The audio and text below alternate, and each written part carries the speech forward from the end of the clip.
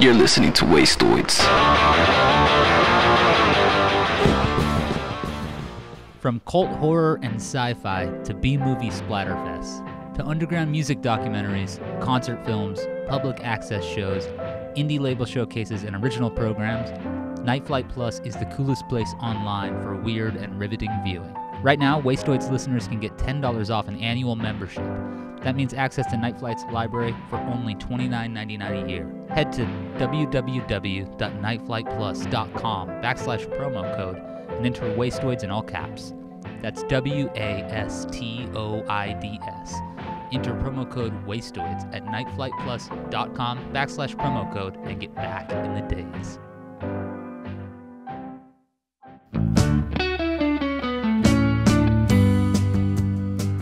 Hey, welcome to another episode of WASTOIDS with Blue Broderick of Diners. I am Jason from WASTOIDS, and I have known Blue for a long time, seeing her perform many times at Arizona venues like the Trunk Space, and I have been a fan ever since that first show I caught. For the last decade, Diners has cruised along the highways and byways of the DIY all-ages indie rock scene. Their latest is a new album called Four Wheels and the Truth. It's filled with very tuneful, hooky pop rock, and I really dig it. Blue joined me to discuss the new album, her newfound expression of trans identity, and the music of her 70s inspirations, groups like the Beatles and the Beach Boys. Every time Blue and I talk, we're not ever recording these conversations, we're just having normal conversations. We end up talking about the Beach Boys, so since we had the tape rolling, I figured it would be good to get one recorded for posterity and put it here in the WASTOIDS audio feed. So thanks so much for hanging out. Check out Diners, Four Wheels and the Truth, and pick up the new album and great bumper sticker, but you'll hear all about that in just a second. Let's head into the conversation. Well, yeah, so congrats on the record. It's called Four Wheels and the Truth. Mm-hmm. And it's a really good album. I really enjoyed listening to it. Thank you. And thanks so much. And as good as it is, what's almost as good as this record is the bumper sticker that you made to promote it as well, which features the album cover, or part of the album cover, the cool bird from the album cover, and it says, "My other car is the truth." I wonder if you could, to start off, you could tell me a little bit about the cover of the record and where the bumper sticker idea came from. Well, the cover, the album cover is, it's a photo, and it's a photo that my friend Patrick took, and Patrick also did all of the, he did all of the art, actually. He did everything. And it was just a photo that I'd seen in kind of his collection, and I really liked it, and I thought it really worked. And there was for a split second, I was actually going to do a very drastically different idea, and I'm so glad it didn't work out, because I really love the album cover with this photo, because I thought that photo was special ever since I saw it. Yeah. And so the photo, yeah, in some ways, the photo is just something I was really drawn to, and just feels meaningful to me, but I don't even know if I can say why. I saw that photo. He has a lot of good photos, but that photo for sure stood out. Yeah. So do you often have a situation where did this album cover come after the record was finished, or was it in your head while working on the tunes? Oh, it came after. It came afterwards, and yeah, it came afterwards. When I finished it, like I said, I had a different idea for it, and I'm so glad that it did not work, because I was gonna try to do some sort of Nick Lowe ripoff where I'm on the cover doing a Labor of Lust type thing where I'm cut out, and I'm so glad it didn't work, because I don't think I could pull that off. Well, first, I do believe you could pull it off, but I also think that Oh, the album gosh. cover is great. That Nick Lowe album cover is a really good one, obviously.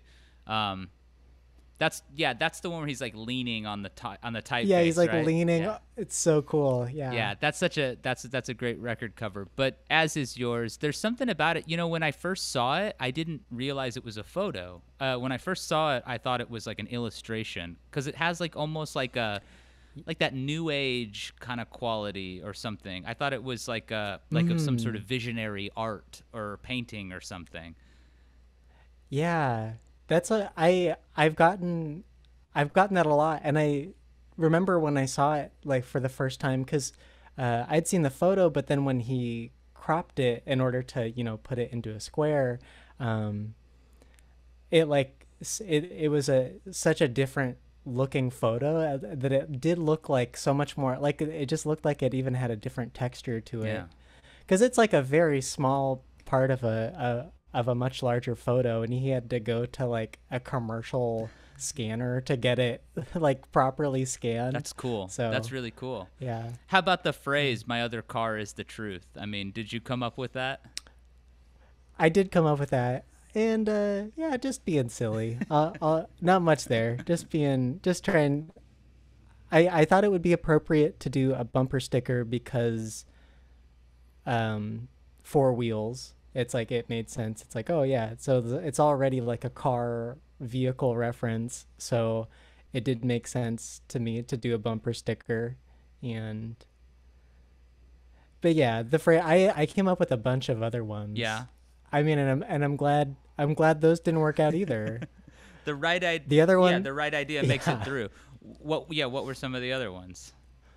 Well, the only other one that I remember off the top of my head has nothing to do with the album, and it just says I'd rather be honking. And so I'm glad my other car is the truth. Yeah, is the one. I'd rather be honking is pretty great as well. It's funny because obviously the title has like the car reference, but looking through the credits, you also Tried to Try was recorded in a car. So you've got a very there's a car theme going throughout this one almost. I love cars. Yeah? I love cars. I love being in a car. I love driving a car. Do you own a car at home, or do you walk around everywhere? Well, I walk around everywhere, but I also have a Honda Civic right now. Cool. Dig it. And I've always owned like minivans. And so this is it still feels really novel to me to have like a small car. Yeah, cuz you've basically been driving around in vans for a long time, making touring and making music. So but the shift to a smaller vehicle is novel to you still?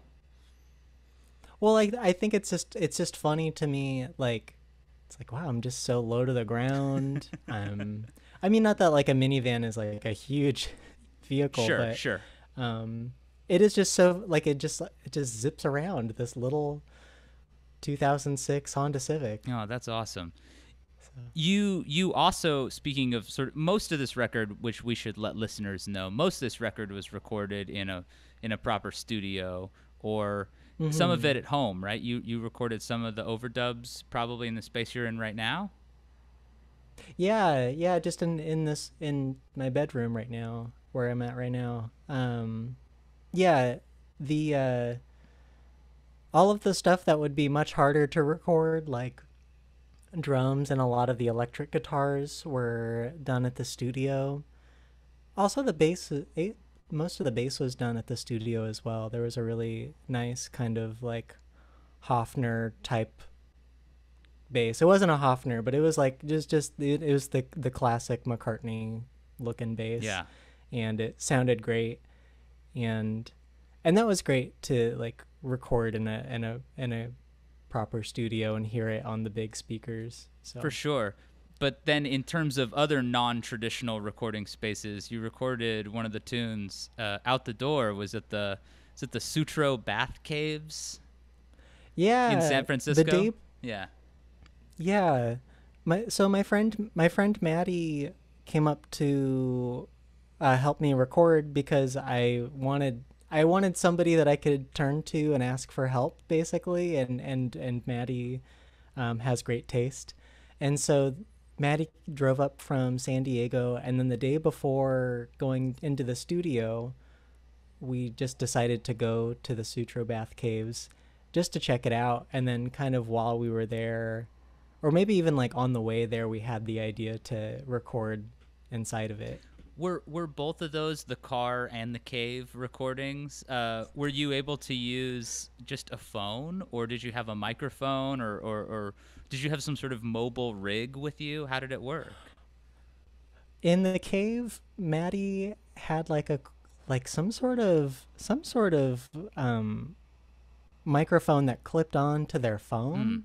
Like I don't even know what the model was, but it was just, I mean, just clipped right onto the phone. It wasn't even like that big. It was like it's just like yeah, it just clipped right onto the phone. And then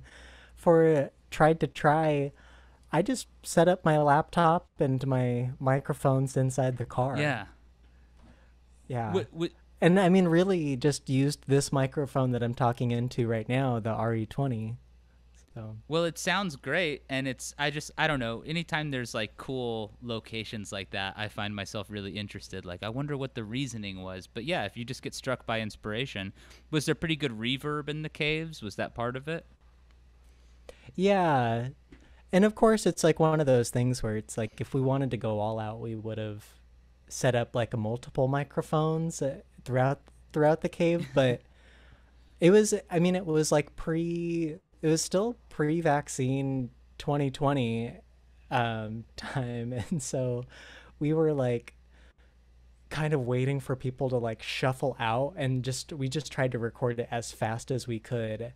I just had I had like a metronome on my phone that I listened to like get the time right. So because I was, it like we it was kind of a pain. Like we thought it was gonna be this really easy thing, and then we were just like waiting for everyone, for families to walk through. Yeah, yeah. And I'm pretty sure like a family like stopped and to see what we were doing. So you had an audience like for a mid-take. second. Yeah, oh, you were mid-take? Yeah, so probably, yeah. It's like, but it was our only window, so we just had to keep going. Got to do it.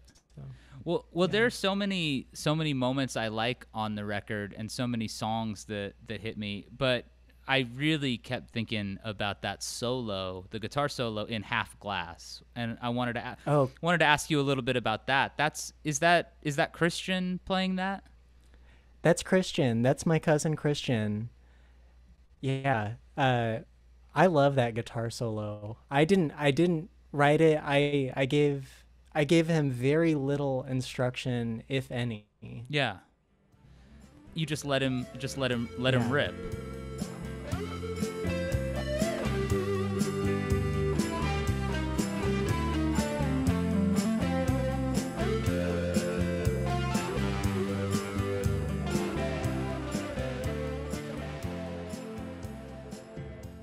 What did it feel like with him playing that? I mean, because it's killer.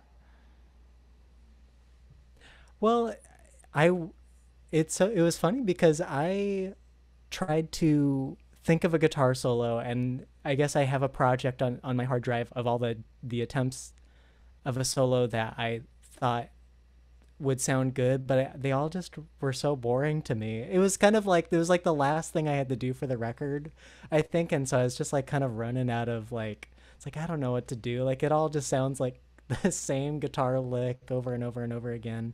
And so I knew that I needed to give it to someone to just to have a different perspective on it. And I've always wanted to have my cousin on a track. Christian has played in diners. He's played bass and guitar. He might have even played drums at one point, like for a show or something. But never on record. So it felt very special to ask my cousin, and he is a very unique guitar player. He always comes up with these guitar parts that are like they're very weird to me. Like I have no idea where he draws the inspiration from, because it's the type of playing where it is weird, and to me like oh, how did he come up with this? But at the same time, like there is like a very like listenable, like I don't want to say like commercial thing, but like it's but there's something about it that is really like I think any like person who's just a fan of guitar, like if some Absolutely. guitar kid, some shredder listened to it, I think they would appreciate it just as much as I do. Yeah, big So time. Because it's a weird solo because it's like guitar solos by their nature, they got to be a little flashy. They have to call some attention to themselves, and it does that. But right. it's not like, yeah, it's shreddy without being like histrionic, I guess is where I would say. Totally. Yeah. That's it's very that's why yeah, it's like It's such a I asked him about it, and yeah, I mean, he didn't really have much to say about it other than it was fun to do. So, and it sounded like it. He gave me two tracks. He's like, here's a clean version and a distorted version. And I just liked both of them, and we just distorted the clean track he gave us. So we just had, I just loved hearing them both kind of like warble, like it just because of like the way, like the bends, yeah. just panned left and right, just kind of like it just creates such a cool effect hearing both of them played at the same time. Yeah, absolutely. Yeah. Was Christian important for you in terms of is Christian older than you? Yeah, I don't know how many years older, but yeah, Christian is maybe 5 years older than me, I think. Around there, around 5 years older than me. Was he Um, the kind of cousin who would introduce you to music or turn you on to stuff when you were younger? oh yeah, definitely. I started, um, yeah, so much of the music that I got turned on to was because of him. Like he gave me like he burned me a bunch of CDRs of like the microphones and Little Wings and um like a lot of I guess just like a lot of the K Records stuff from like the early 2000s, and that just really that yeah, it made the world seem so much like more interesting, because I was such a Guitar World magazine kid. Yeah. So to listen to all of these uh artists that kind of break all those rules was really neat to me. Yeah, absolutely. And it's so cool that all these years later you're able to have them on the record and have this sort of like Hmm. yeah, carry across all those years. Diners, you've been doing diners for more than a decade now? Is that right? Yeah, it's been over 10 years. That's wild. That's wild to think about. WASTOIDS with will be right back after a brief word from our sponsors. This podcast is sponsored by BetterHelp. Without a healthy mind, being truly happy and at peace is hard. The good news is therapy works. But what is therapy exactly? Well, it's whatever you need it to be. Maybe you're not feeling motivated right now and would like some tools to help. Maybe you're feeling insecure in relationships or at work or not dealing well with stress. Whatever you need, it's time to stop being ashamed of normal human struggles and start feeling better, because you deserve to be happy. And now you don't have to worry about finding an in-person therapist near you to help. BetterHelp is customized online therapy that offers video, phone, and even live chat sessions with your therapist, so you don't have to see anyone on camera if you don't want to. It's much more affordable than in-person therapy, and you can start communicating with your therapist in under 48 hours. Join the millions of people who are seeing what online therapy is really about. It's always a good time to invest in yourself because you are your greatest asset. As a special offer to WasteToys listeners, you can get 10% off your first month of professional therapy at betterhelp.com/wastoids. That's betterhelp.com/wastoids. Thanks again to BetterHelp for sponsoring this episode. Now, back to WASTOIDS with. This is the first record that, since you've kind of opened up about your trans identity, and it's the first time that has been a part of the story of the record. I wonder is it's part of the story of you, the human, more than the record. But I wonder, do they overlap? Was there anything about this record that made that opening up, that facilitated it or had anything to do with it? Is there a relationship between the two things? Yeah, there's some relation, but also no. It's like also, I mean, I don't want to say like it's just business as usual, like making another record, but yeah, like, but there was something really neat about making this record, because I knew that by the time that I was done with it, like, I was going to be like more open about it, and just because, like, I don't know, just like the way that I kind of planned out, how my year was going to go, hopefully. And I was like, all right, wow, I guess. So like while making it, it was kind of, it's like I ended up changing a lot of little lines that I felt resonated more with me, and where I wanted to be. And I think that, yeah, I think there's really only one song that feels like directly about it, and it's the dorkiest song on the record, which I kind of like. It's this song called Gotta Be Something. Yeah. Yeah.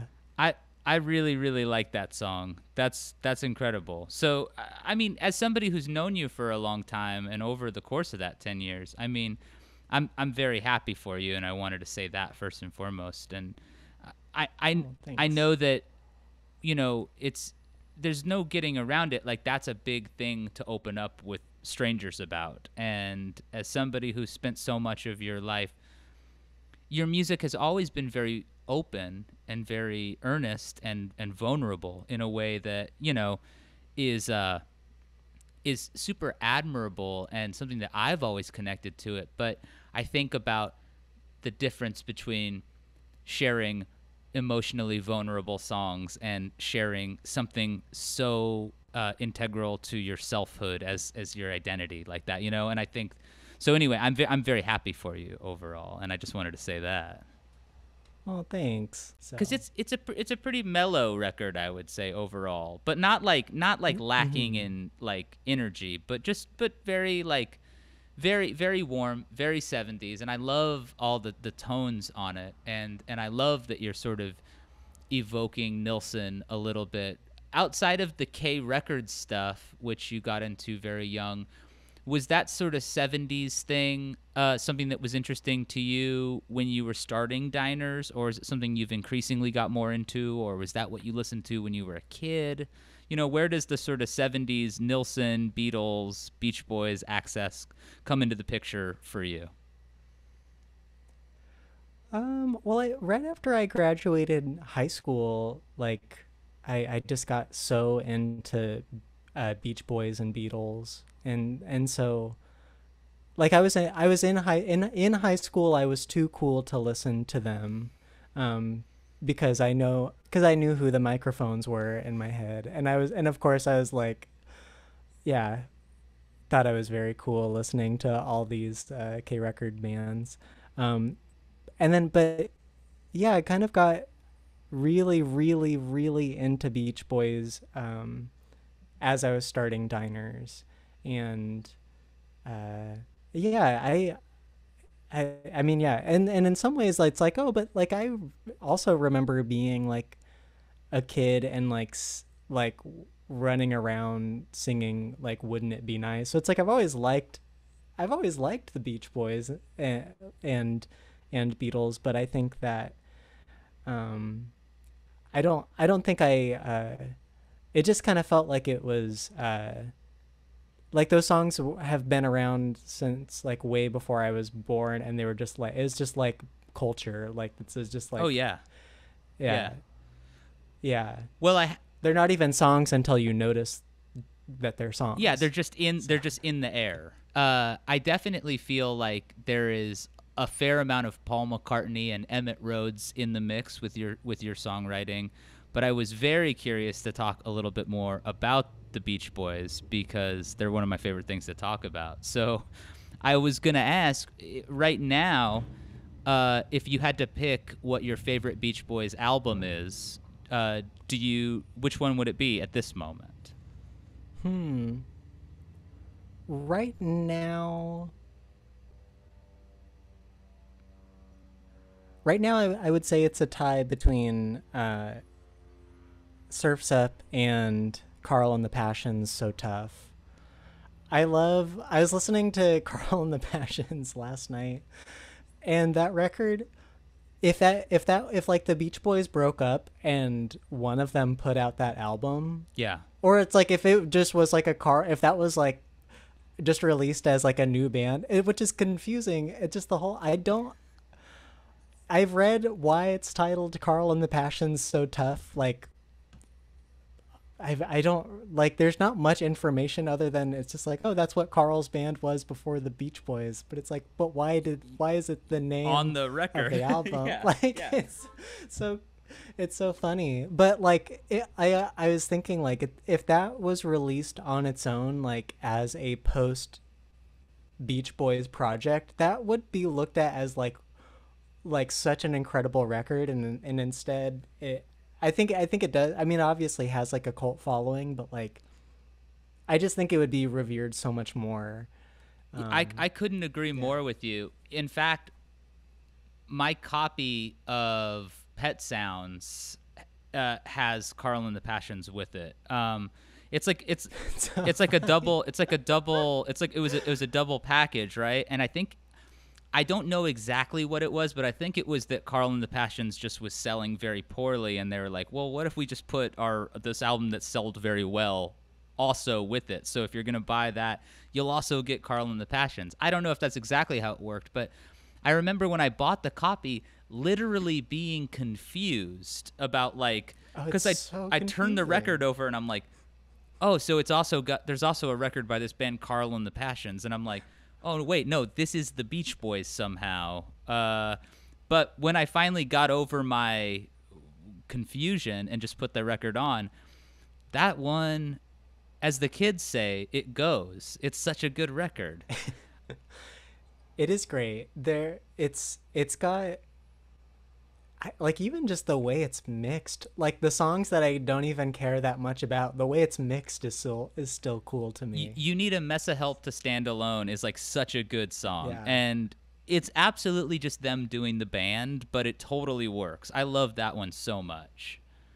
Mm-hmm. And I think All This Is That is on that, right?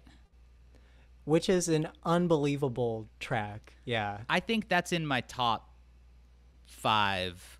Not just Beach Boys songs, maybe just my top 5 songs, period. Because it's just such a beautiful song.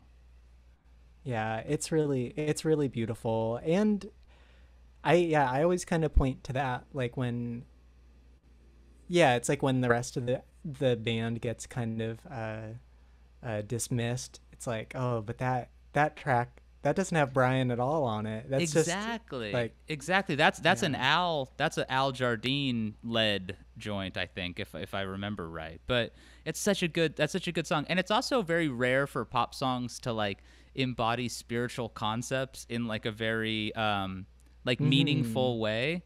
And to me, that's one of them. Like, it's up there with My Sweet Lord for me in terms of like, I really believe the sentiment in the song. I really believe that it's being sung from a very pure place.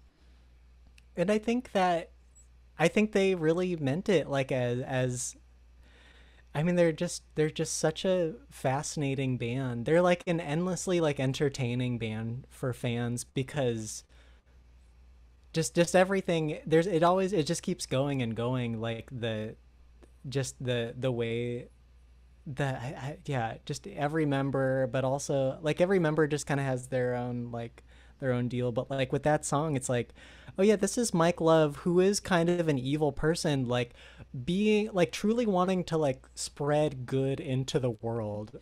Like it's so funny. It Yeah. complicates the narrative so much because yeah, Mike Love being like kind of nobody's, not usually the dude where you're like, yeah, this is the one I like the most. I mean, I have often thought to myself that if I remove some of his more obnoxious stuff from the mix, like you can understand that he was having a hard time being in a band with Brian Wilson and those guys. You know what I mean? Oh, Like of it makes course. sense, you know? He's not Yeah. like, it's understandable, but yeah, the only thing I can't really forgive him for is Student Demonstration Time from Surf's Up, because that's a bad song in my opinion. Oh, it's an awful song. It's the only song that, I mean, sometimes I don't. I was about to say like it's the song I skip every time, but sometimes I am just fascinated by it. Like it's like I don't know who it's for. It seems like it just doesn't really fit in anywhere. Yeah, absolutely. And I will say that when they put out that great box set last year with all the alternate takes and stuff, there are some other versions of Student Demonstration Time. There's one without the vocals, and I'll listen to that one sometimes, and I'm like, oh, there's some kind of cool guitar playing on this record, actually. It's not all that. But just when I hear it in the sequence, it also just doesn't fit in on Surf's Up. It mars an otherwise perfect track list, because Surf's Up, the other one you cited, I mean, that's got Till I Die on it, which I think is perhaps, it's right up there with All This Is That in terms of one of the deepest things that I've ever heard about like a spiritual sentiment on a record. So I think that's one of Brian's all-timers. But yeah, then you got Student Demonstration Time where, I don't know, it's like Revolution by the Beatles, kind of, where you're like, I get it, I guess. Yeah, it's such a, I mean, but it just kind of makes it, that's why they're such a fun, weird band to be into, because it's like, all right, the same band that does all of this stuff also does all of this other stuff that leaves me scratching my head. Stuff like And honking down the highway, maybe? Is that something? oh, I love honking down the highway. Me too. I love, yeah, I love Beach Boys Love You. That was like one of the, when I first got into Beach Boys, a friend of mine, like, I think I like ripped it off of his like iPod, like back when that's how you got music, I Yeah, guess. But yeah. like, yeah, but yeah, he showed me Mona off of Love You, because there's that line about Phil Spector. Yeah. Listen to Be My Baby. I know you're gonna love Phil Spector. Yeah. So yeah, like, and that just was like enough to make me curious about that album. So. Yeah, absolutely. I love that era. They found themselves in such a strange place, and they were like, maybe we should change our name to The Beach. That was my favorite. That's one of my favorite Beach Boys factoids, was that they were like, maybe we should change our name, and then people will take us seriously, you know. And it's like, they're the Beach Boys. That's just the way people knew them, you know. So it's such they really are. They're a true truly interesting band to be into. And I think that you hit the nail on the head. Like, sometimes a band that is fascinating to listen to can be just as much fun as a band that is good to listen to, if that makes sense. Do you know what I mean? Yeah, totally. Yeah, I think. Even like a lot of the stuff that I think is kind of bad, I still think it's intriguing. Like, yeah, I still think it's intriguing, but that's also because, like, and maybe it's just because I know like all the context of this, and it's like, oh, it's like, yeah, that makes sense why they sounded that way at that particular era. And also half the band is like using a lot of drugs, and the rest are just weirdos. Like, Yeah, it's a real interesting case. But I love that. I think that that more and more that era, the era that we've sort of honed in on, the sort of 70s era, I think it's getting more and more appreciation as time goes on, and people are starting to like Oh, yeah. recognize it a lot more. I think so. I think people, I mean, you just even like, I mean, I think the way that their records sounded just don't sound like anybody, which, like yeah, like I haven't heard a whole lot of records that have that home recorded feel, but like also like have such big arrangements on them that like it's kind of like it's made it cool because it kind of stands the test of time in some ways, because it's like, oh well, nobody's record like that even at the time were like, they weren't sounding like that, so it kind of it just is like its own little pool. Yeah, absolutely, absolutely. And that was such a cool thing that happened at various points in the 70s where people's like, I think of Ram by Paul McCartney, which is like, it's always positioned as like a total bedroom pop record because it has that feel. Yeah. And then you look at the liner notes and you're like, oh no, this was like actually like cut in like a great studio with killer session musicians. But But somehow it's able to maintain that little intimacy. I think that intimacy that I hear if there's anything from the 70s, that the sort of era we're talking about that I hear in diner stuff, it's a sense of that intimacy. Like your records never sound big in the wrong way, and they never sound like you're very far away in a sense. If you know, like you maintain that kind of like homey intimacy even when there's great production and great arrangements and great playing and all of that stuff. So I mean, that's one of my favorite things about your stuff. And I wonder if you have do you have when you're in the studio, like what are you listening for in the mixes that's most important to you when you're working on a record, if you had to put your finger on it? Well, I think it's, well, I know for sure it's changed over the years. Like nowadays, I really like everything just as dry as I can get it. Like, you just it's fun. It is very funny to like anytime I listen to like the first Diners album or the second one, it's like always like, oh, there's so much reverb on everything. Also, why did we like double every single thing? Like every instrument is doubled, and which I know why I thought to do that, but I mean, I really listen, like when I'm working on something, I always end up like I said earlier, like I have an idea of what I want it to sound like, and then it usually turns into something different. And so most of the time I feel like I'm reacting to it sounding different, and so I'm kind of like it becomes a thing of like it's like I'm hearing it for the first time, and which actually gives me like a very cool angle on it, because I'm oftentimes realizing that an arrangement won't work, so I have to figure something else out. Sure. Which as much as I want to believe that like my arrangements are like super solid, like I do have to adjust them constantly, like when I'm in the studio, which is probably a little annoying, but I like for a performance, I just like I would rather go with a take that has a mistake, that if it feels good.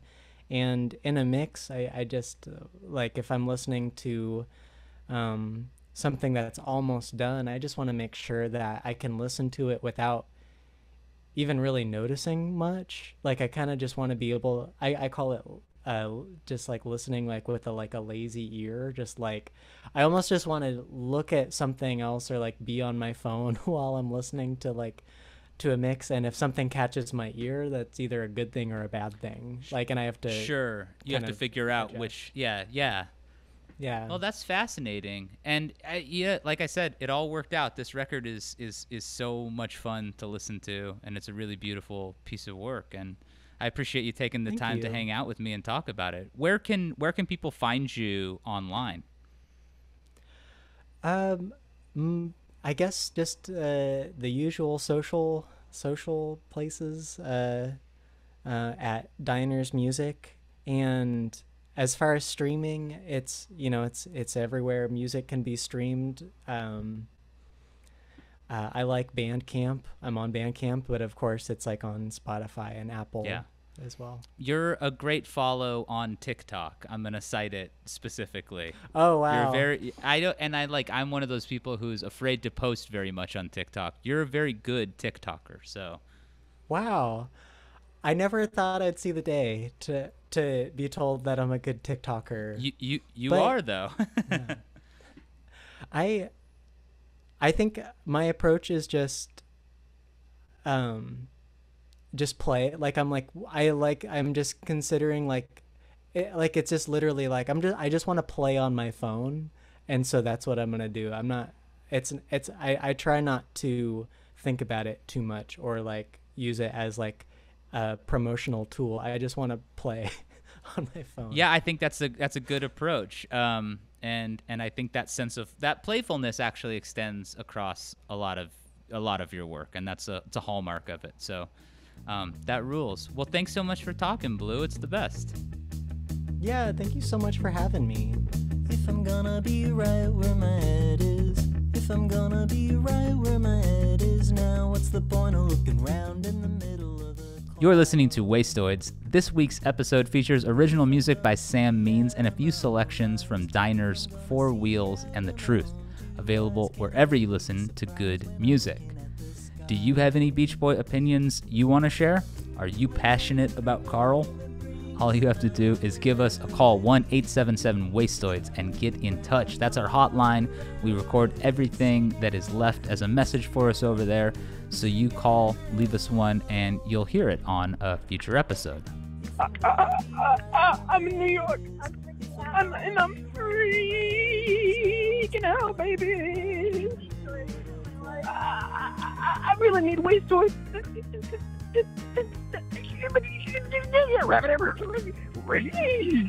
We'll be back with more Wastoids fun for you next week. Stay tuned for that. And in the meantime, leave us a rating and a review if you dig what we're up to.